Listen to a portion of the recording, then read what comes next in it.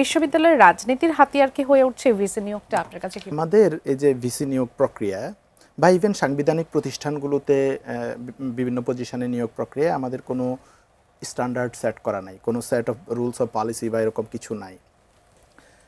আমি যদি বাইরের এক্সপিরিয়েন্স বলি, ধরেন ইউনিভার্সিটিগুলোতে, ইউএসের ইউনিভার্সিটিগুলোতে আমাদের ইকুইভ্যালেন্ট ভিসি ইকুইভ্যালেন্ট পজিশন হচ্ছে প্রেসিডেন্ট, ইউনিভার্সিটি প্রেসিডেন্ট রিক্রুট করা হয়।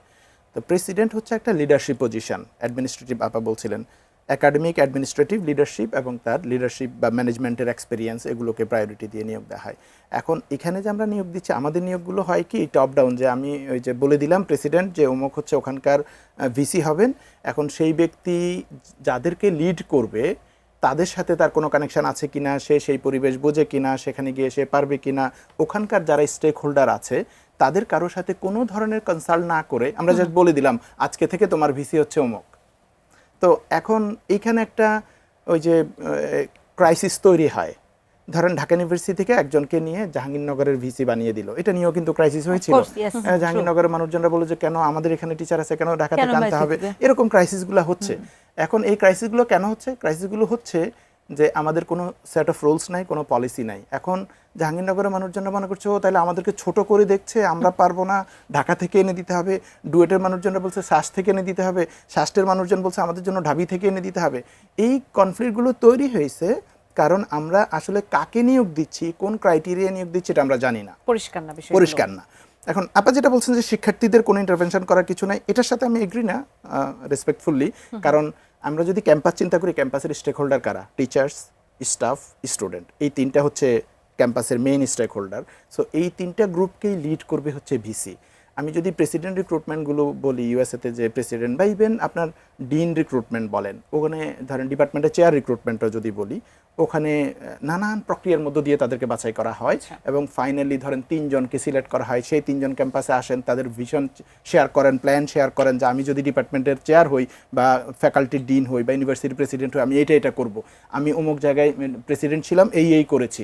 তো তাদের প্রেজেন্টেশনগুলো দেখে, ডে লং তাদের সাথে অবজার্ভ করে, স্টুডেন্টরা রিপোর্ট দেয়, সিলেক্টেড যারা থাকে টিমে, টিচাররা অবজারভেশন দেয় এবং অন্য বোর্ডে যারা থাকে, তারপরে গিয়ে ফাইনাল একটা সিলেকশন হয়। এতে করে কি হয়, সবাই ওন করে যে এই প্রেসিডেন্টকে তো আমি সহ সিলেক্ট করেছি বা আমার প্রতিনিধি। টিচাররা মনে করে আমাদের প্রতিনিধিরা সহ সিলেক্ট করেছে, স্টুডেন্টরা মনে করে আমাদের প্রতিনিধি। স্টুডেন্ট বলতে সাধারণত গ্র্যাজুয়েট স্টুডেন্টদেরকে ওখানে প্রায়োরিটি দেয় বা স্টুডেন্ট ক্লাবের লিডাররা।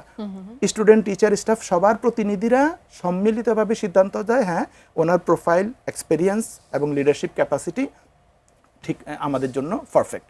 তখন আর কারোর মধ্যে কোনো ধরনের এই টেনশনটা থাকে না। আমাদের এখানে যেটা হয় যে আমি একজন স্টেক হোল্ডার ইউনিভার্সিটির, আমাকে তো গুনলই না, জিজ্ঞেসই করলো না, তাহলে একজন বহিরাগতকে এনে আমার উপর বসে চাপিয়ে দিল। এই টেনশনটা আমি মনে করি পুরোটাই এই রাজনৈতিকভাবে তৈরি করা হয়েছে। আমি মনে করি এই ভিসি নিয়োগের ক্ষেত্রে কখনো স্টুডেন্টদের ইন্টারভেনশন থাকে? ইউএসএতে হয়, ইউএসএতে আপনার বোর্ডগুলোতে, আমাদের সিস্টেমে কখনোই আমি দেখিনি। আমাদের তো এখানে নাই, ইউকে বা ব্রিটিশ সিস্টেমে নাই।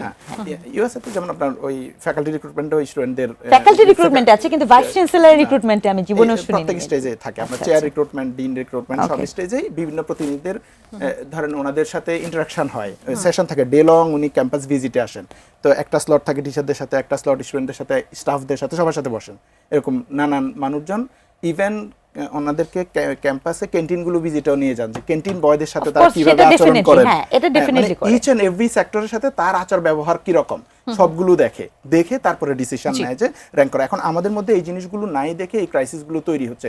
এখন এইটাকে মানে এটা তো তাহলে এটা হলো কি, সোর্সটা তো পলিটিক্স, যে পলিটিক্যালি আমি একজনকে অ্যাপয়েন্ট করছি এবং এই যে একসাথে আমি ক্ষমতায় এসে সব বিশ্ববিদ্যালয়ের বিসি চেঞ্জ করে দিচ্ছি, এটা আদৌ কেন দরকার? বা সব বিশ্ববিদ্যালয়ের বিসিকে আসলে কোনো ধরনের রুলস ভায়োলেট করছে কিনা, তার কন্ট্রাক্ট কি শেষ হয়ে গেছে কিনা, সে কি খারাপ কিছু করছে কিনা যেটার কারণে সরকার মনে করছে যে সে আর এলিজিবল না, এরকম যদি না হয় তাহলে কেন আমি লাগামহীনভাবে সবাইকে চেঞ্জ করছি? আবার জাহাঙ্গীরনগরেরটা চেঞ্জ করছি না কারণ উনি বলেছেন যে তারেক জিয়াকে শিশু মুক্তিযোদ্ধা ঘোষণা করা হোক।